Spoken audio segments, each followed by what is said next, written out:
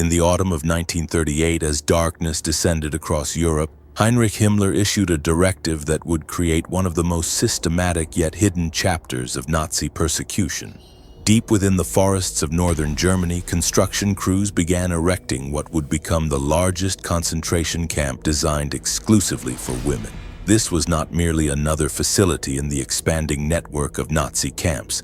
This was something far more calculated, more deliberate in its cruelty.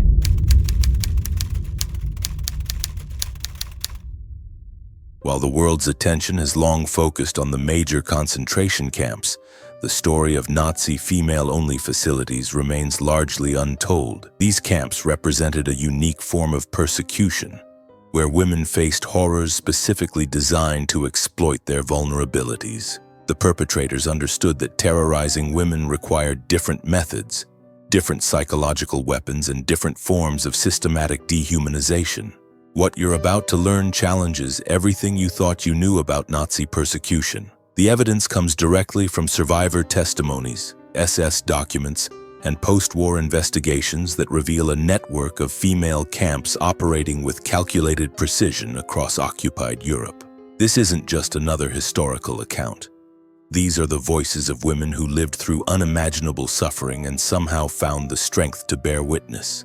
From the damp castle walls of Lichtenberg to the sprawling complex of Ravensbrück, from the medical experimentation blocks to the overcrowded barracks where women died by the thousands, we're going to examine how the Nazi regime specifically targeted women for persecution that was both systematic and deeply personal. The testimonies preserved in archives across the world paint a picture of cruelty that was methodically planned and ruthlessly executed. The genesis of female-only persecution began long before the war itself. In 1933, just months after Hitler's rise to power, the first concentration camp exclusively for women opened in the medieval town of Moringen in Lower Saxony. The choice of location was deliberate. Hidden away in the German countryside, far from prying eyes, this facility served as a testing ground for methods of female imprisonment that would later be refined and expanded across Nazi-occupied territory. The women sent to Moringen came from all walks of life. Political prisoners who had dared to speak against the regime. Jehovah's Witnesses who refused to abandon their faith. Women labeled as asocial by Nazi authorities, a category so broad it could include anyone from homeless women to those whose only crime was failing to conform to Nazi ideals of proper behavior. Each arrived believing they would face temporary detention. None understood they were entering a system designed to break them completely. The conditions at Moringen revealed the Nazi approach to female imprisonment. Unlike male camps where physical brutality was often immediate and obvious, the persecution of women began with psychological warfare. Guards stripped away every element of personal identity. Names became numbers. Individual clothing was replaced with shapeless prison uniforms. Hair was shorn away, removing what many considered their defining feminine characteristic. Dr. Martha Mosse, one of the first political prisoners at Moringen, later wrote about the systematic humiliation that greeted new arrivals. The stripping process was conducted in front of male guards who made crude comments about the women's bodies. Medical examinations became opportunities for further degradation. These weren't random acts of cruelty, but calculated psychological assaults designed to destroy self-worth from the moment of arrival. By 1937, the Nazi regime had outgrown Moringen's limited capacity. Rising arrests across Germany demanded a larger facility, leading to the establishment of a female section within Lichtenberg concentration camp. Housed within a crumbling medieval castle, Lichtenberg represented an escalation in both the scale and severity of female persecution. The castle's ancient walls created perfect conditions for the horrors that followed. Damp penetrated everything, causing respiratory diseases that spread rapidly through overcrowded cells. The building's layout, with its narrow corridors and thick stone walls, made communication between prisoners nearly impossible, while amplifying the sounds of violence that echoed through the halls day and night. Prisoners at Lichtenberg faced a daily routine designed to crush their spirits through exhausting labor and constant fear. Work assignments included sorting clothing confiscated from other camps, a task that forced women to handle the belongings of those who had already been murdered. The psychological impact of touching a child's toy or a wedding dress while knowing its owner's fate created trauma that extended far beyond physical punishment.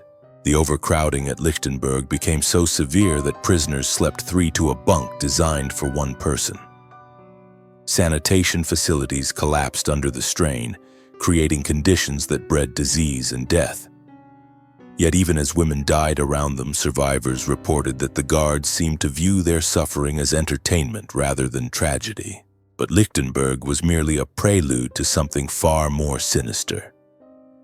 In November 1938, Heinrich Himmler personally ordered the construction of a new facility that would dwarf all previous female camps in both size and systematic cruelty. The location chosen was near the small village of Ravensbrück, about 90 kilometers north of Berlin.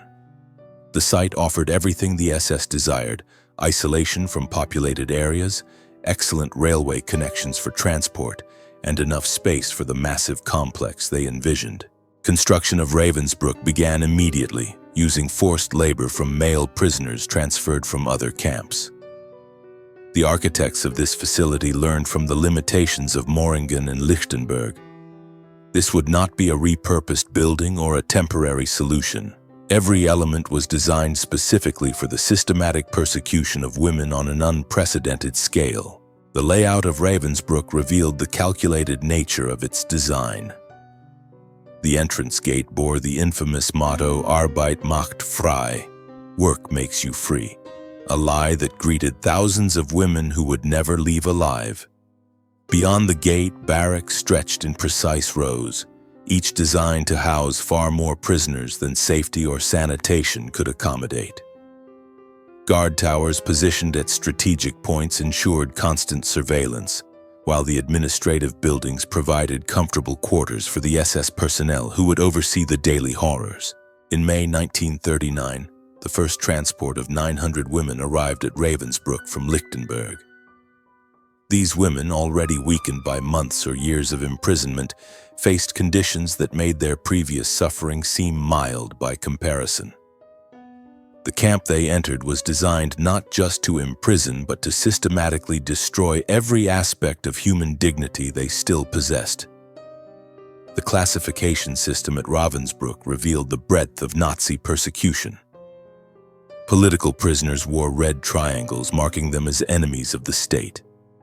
Purple triangles identified Jehovah's Witnesses who refused to renounce their faith. Black triangles marked those labeled asocial, a category that included lesbians, prostitutes, homeless women, and anyone else deemed undesirable by Nazi ideology. Roma women received the same black triangles, their ethnicity making them targets for persecution. Green triangles identified criminals, while yellow triangles marked Jewish women for the worst treatment of all. Each colored triangle represented not just a category, but a deliberate strategy of persecution tailored to specific groups. The Nazis understood that different women feared different things, and they weaponized these fears with scientific precision. Religious women faced forced participation in activities that violated their beliefs. Mothers were separated from children, creating anguish that extended far beyond physical pain. Professional women were assigned the most degrading labor possible, deliberately destroying their sense of competence and worth. The daily routine at Ravensbrück began before dawn with roll call that could last for hours. Women stood in formation regardless of weather, counted and recounted while guards searched for any excuse to inflict punishment. Those too weak to stand were often beaten or dragged away, never to return. The roll call served multiple purposes beyond simple counting. It was a daily demonstration of absolute control, a ritual humiliation that began each day with the reminder that prisoners had no rights, no dignity, and no hope of mercy. After roll call came the work assignments that would consume the remainder of each day. The SS had transformed Ravensbrück into a massive industrial complex where prisoner labor generated profits for the Reich, while simultaneously destroying those who provided it.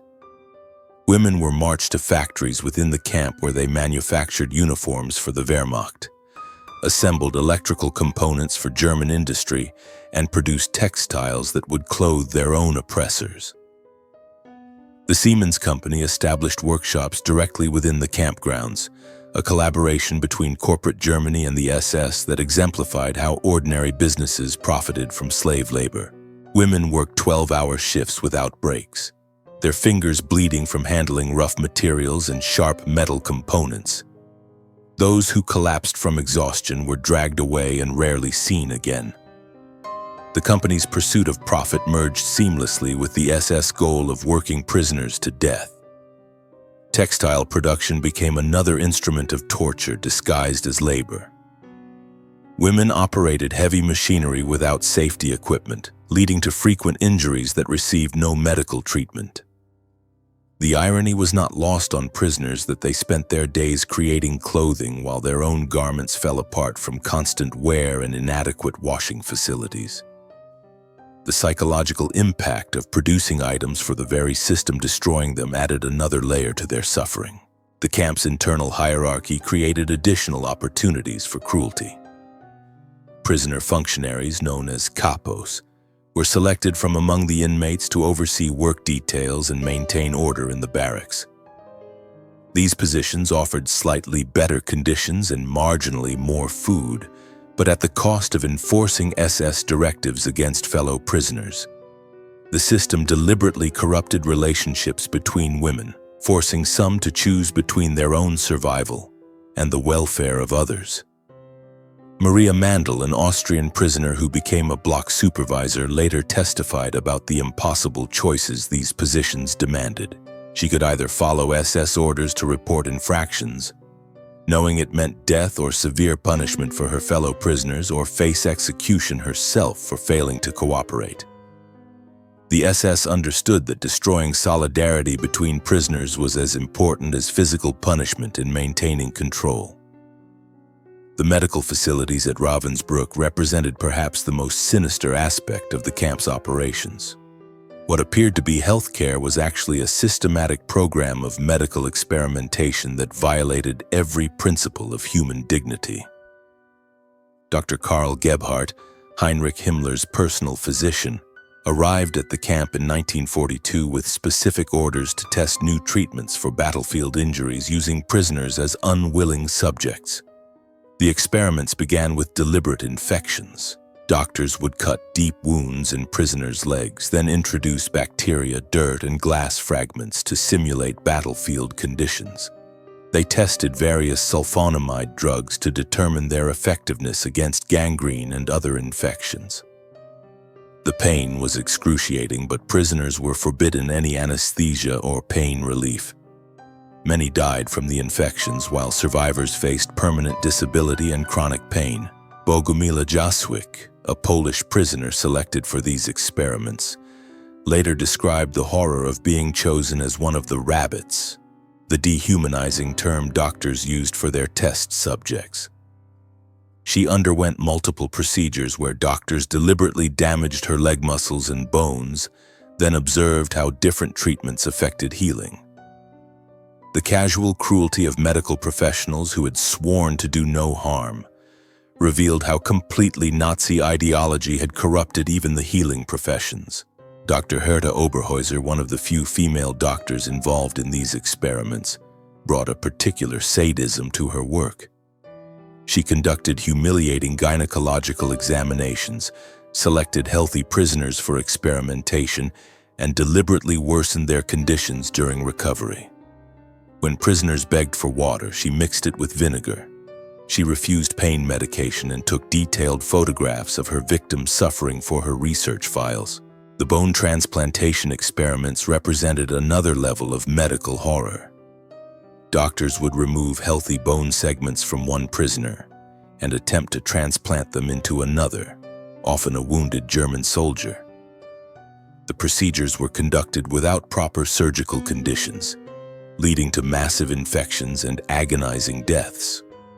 The complete disregard for prisoner welfare in pursuit of questionable medical advancement demonstrated how Nazi racial ideology had transformed healing into torture. Beyond the official medical experiments, the camp's infirmary became a site of systematic murder disguised as healthcare. Prisoners too weak to work were given lethal injections, their deaths recorded as natural causes. Pregnant women faced forced abortions or had their newborns murdered immediately after birth. The medical staff participated willingly in these killings, viewing disabled or sick prisoners as burdens to be eliminated rather than patients to be treated. The psychological torture at Ravensbrück was as systematic as the physical abuse. Guards deliberately separated mothers from daughters, wives from sisters, breaking family bonds that provided emotional strength. Mail was censored and often destroyed, cutting prisoners off from news of loved ones outside. The uncertainty about family members' fates created constant anxiety that weakened prisoners' mental resilience. Religious persecution took particularly cruel forms in the female camps. Jehovah's Witnesses faced special brutality because their faith forbade them from participating in Nazi rituals or supporting the war effort. They were forced to watch as guards burned their religious literature and mocked their beliefs. Yet many maintained their faith despite torture, finding strength in prayer and scripture memorization that guards could not destroy. The camp's female guards, known as Aufseherinnen, brought their own form of cruelty to the systematic persecution. These German women, recruited through newspaper advertisements promising good wages and housing, underwent training that desensitized them to prisoner suffering while encouraging sadistic behavior. Many seemed to take pleasure in their power over other women, using whips, dogs, and clubs to enforce discipline. Dorothea Binz, one of the most notorious female guards, began her career at Ravensbrück as a teenager and quickly earned promotion through her willingness to inflict severe punishment. Survivors remembered her walking through the camp with her German Shepherd, which she had trained to attack prisoners on command. She particularly targeted women who tried to help others, understanding that destroying compassion between prisoners served the SS goal of complete dehumanization. The recruitment of female guards revealed how ordinary German women became complicit in genocide. The SS advertisements emphasized patriotic duty and attractive employment conditions while carefully avoiding explicit mention of violence. Once hired, women underwent gradual conditioning that normalized cruelty and rewarded those who showed enthusiasm for punishment. The transformation of civilian women into instruments of persecution demonstrated how systematic indoctrination could corrupt anyone willing to participate. As 1942 turned to 1943, the character of Ravensbrück began changing in ways that foreshadowed even greater horrors to come. The camp expanded rapidly, with new barracks constructed to accommodate the massive influx of prisoners from across Nazi-occupied Europe.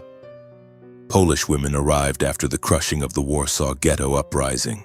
Soviet women came as prisoners of war, facing treatment that violated every international law governing conflict. Hungarian Jewish women arrived in cattle cars, already weakened by weeks of transport without food or water. The overcrowding transformed what had been systematic cruelty into something approaching chaos. Barracks designed for 300 women now held over 1,000. Disease spread through the cramped quarters with terrifying speed.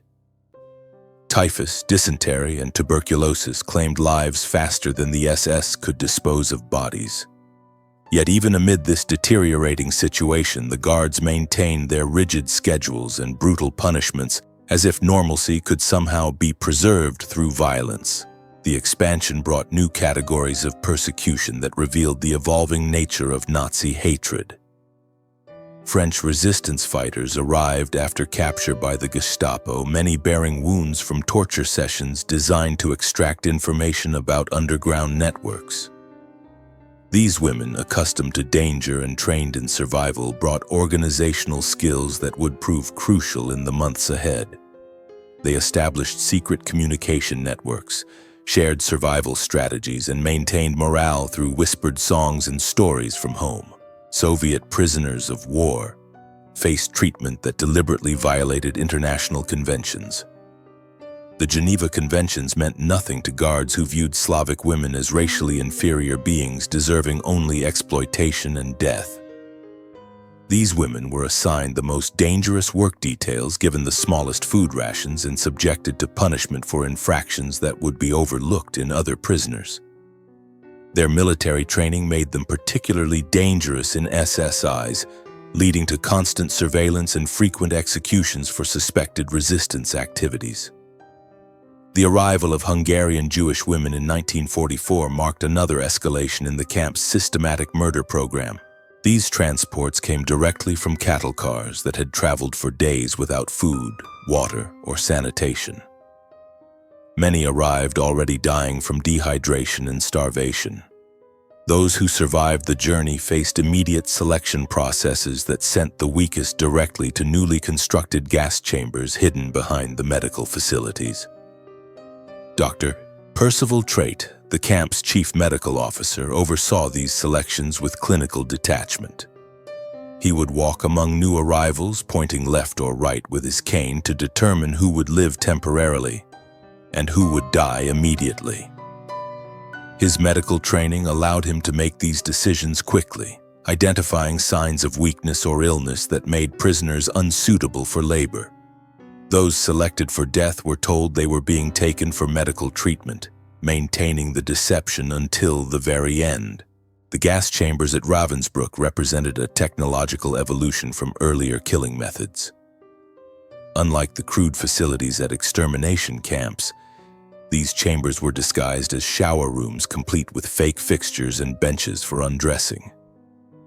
The deception was so complete that many prisoners entered willingly, grateful for what they believed would be their first opportunity to bathe in months. Zyklon B pellets dropped through concealed vents produced hydrogen cyanide gas that killed within minutes. The bodies were then transported to crematoriums that burned continuously, filling the surrounding forest with smoke and ash. Local residents later testified they could smell the burning flesh for miles, but fear of SS retaliation kept them silent about what they witnessed. The systematic murder program at Ravensbrück was coordinated with killing operations across the Nazi camp system. When Auschwitz-Birkenau reached capacity, transports were redirected to Ravensbrück. When Bergen-Belsen became too overcrowded, the weakest prisoners were sent to Ravensbrück for elimination. This coordination revealed the industrial scale of Nazi genocide, where human lives were processed like raw materials in a factory system designed for death. Administrative records preserved after the war documented the bureaucratic precision behind mass murder. Transport lists included prisoner names, numbers, and medical conditions.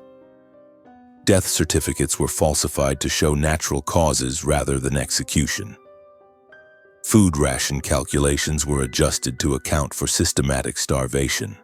Every aspect of systematic killing was documented with the same attention to detail used for any other industrial process. The psychological impact on prisoners witnessing these operations was devastating. Women who had survived months or years of imprisonment suddenly found themselves watching friends and family members disappear into chambers they knew held only death.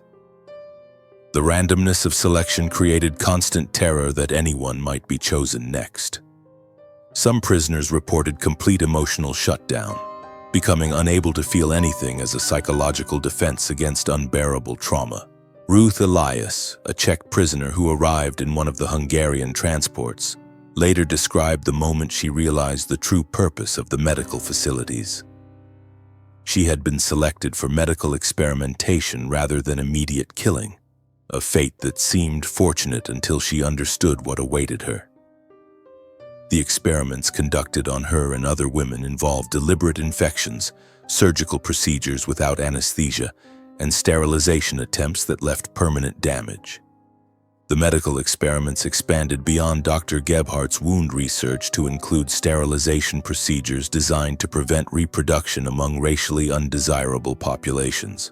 Doctors used radiation, chemical injections, and surgical removal of reproductive organs to render women permanently infertile.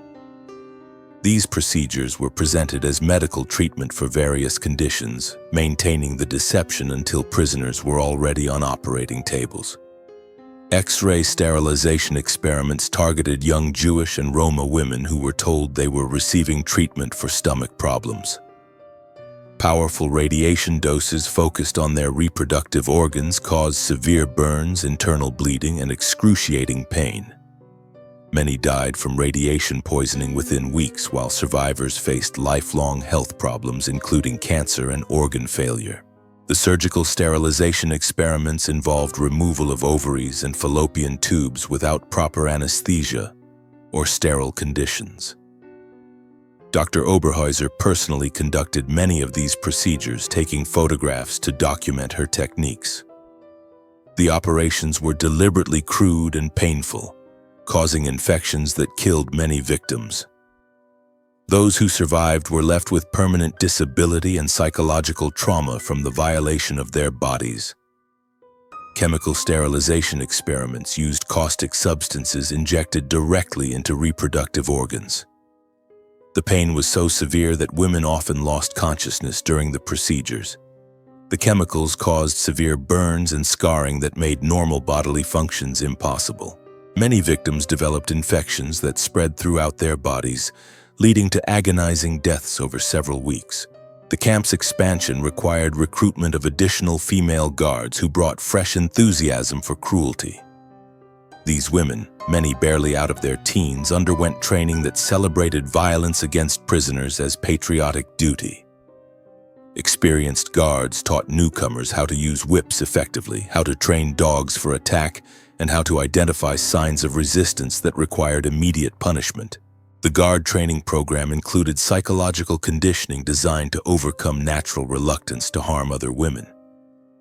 New recruits watched experienced guards demonstrate punishment techniques, participated in group beatings to normalize violence, and received rewards for showing enthusiasm in their duties. This systematic desensitization transformed ordinary German women into instruments of systematic cruelty within weeks of their arrival. Irma Grese, who began her career at Ravensbrück before transferring to Auschwitz, exemplified this transformation. She arrived as an 18-year-old farm girl seeking better employment opportunities. Within months, she had earned promotion through her willingness to inflict severe punishment on prisoners. Her enthusiasm for violence made her a favorite among SS officers who rewarded her sadistic behavior with additional responsibilities and privileges. The psychological dynamics between female guards and prisoners created unique forms of cruelty not found in male camps. Guards seemed to take particular pleasure in destroying feminine identity among prisoners, forcing them to perform degrading acts that violated traditional gender roles.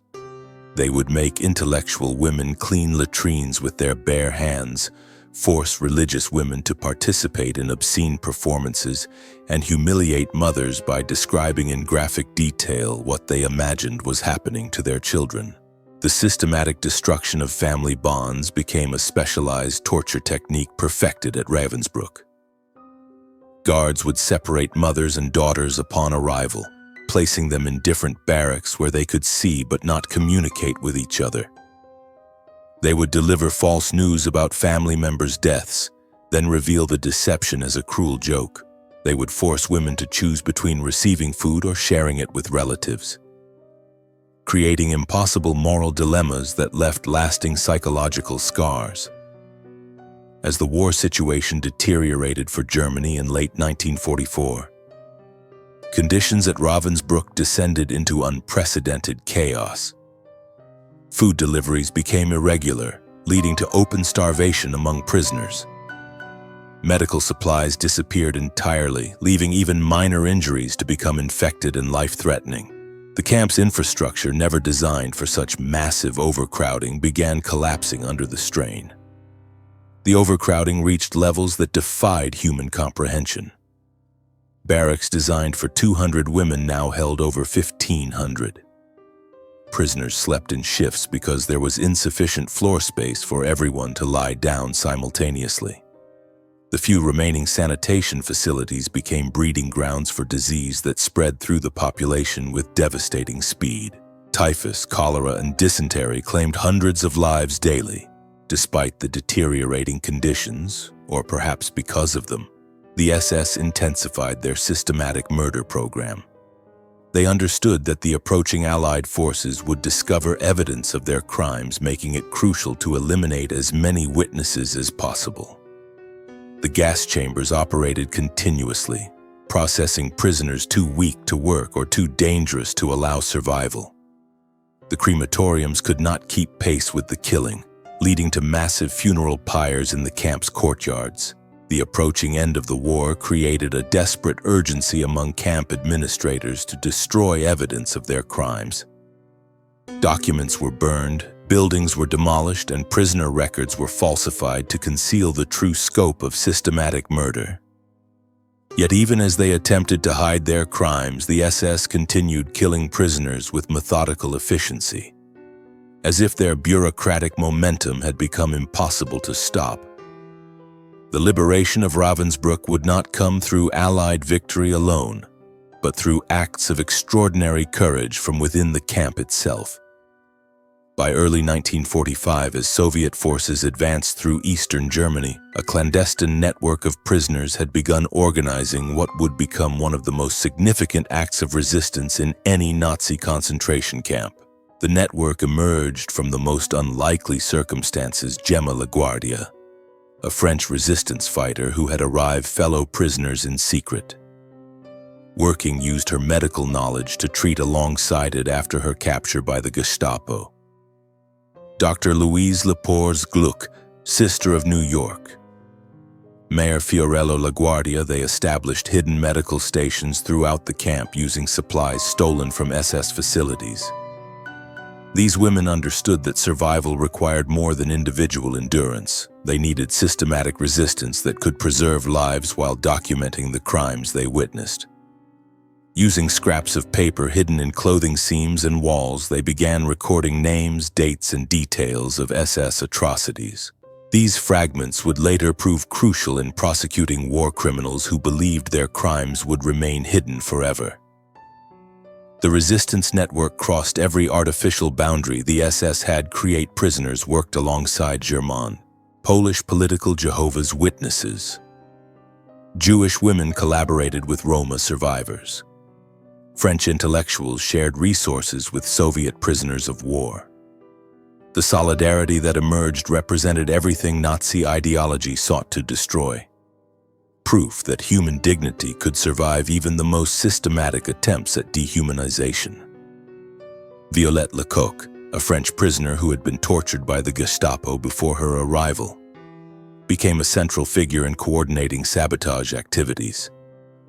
Despite suffering permanent injuries from her interrogation, she organized work slowdowns in the textile factories, arranged for defective components in electrical assembly, and coordinated the theft of medical supplies for secret treatment of sick prisoners. The sabotage took forms both subtle and dramatic. Women working in the uniform factories deliberately sewed buttons incorrectly, making garments unwearable. Those assembling radio components for German aircraft introduced tiny flaws that would cause equipment failure. Kitchen workers managed to preserve extra food portions for the weakest prisoners, even as their own rations diminished to starvation levels. Perhaps most importantly, the resistance network established communication channels with the outside world.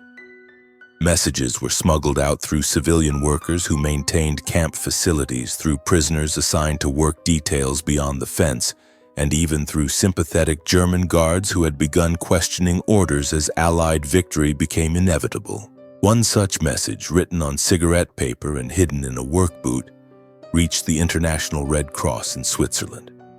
It contained detailed descriptions of the gas chambers, lists of SS personnel involved in medical experiments, and estimates of daily murder rates that shocked international observers who had believed reports from other camps represented the worst Nazi atrocities.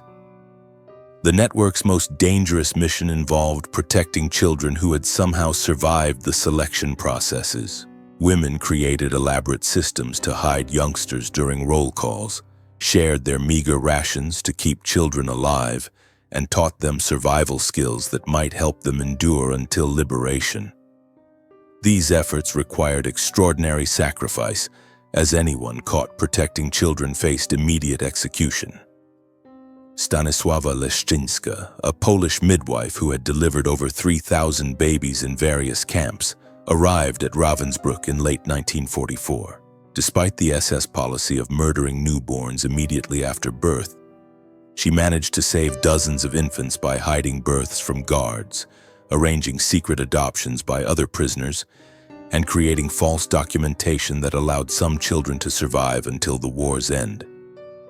The approaching Soviet forces created new dangers for the resistance network. SS administrators, understanding that liberation was imminent, accelerated their murder program while simultaneously preparing to destroy evidence of their crimes. The prisoners faced a desperate race against time. They needed to preserve documentation of atrocities while protecting themselves from final liquidation orders that would eliminate all witnesses. On April 30, 1945, Soviet forces finally reached Ravensbrück, finding approximately 2,000 sick and dying women left behind by fleeing SS guards. The liberation revealed the full scope of systematic persecution that had claimed over 30,000 lives within these walls. The testimonies of survivors, preserved in their own words, ensure that the voices of victims from every nation, every background, every walk of life continue to speak across the decades. Their courage in bearing witness serves as our strongest defense against those who would deny or forget these crimes. As we honor their memory, we must remain vigilant that such systematic hatred never again finds fertile ground in human hearts.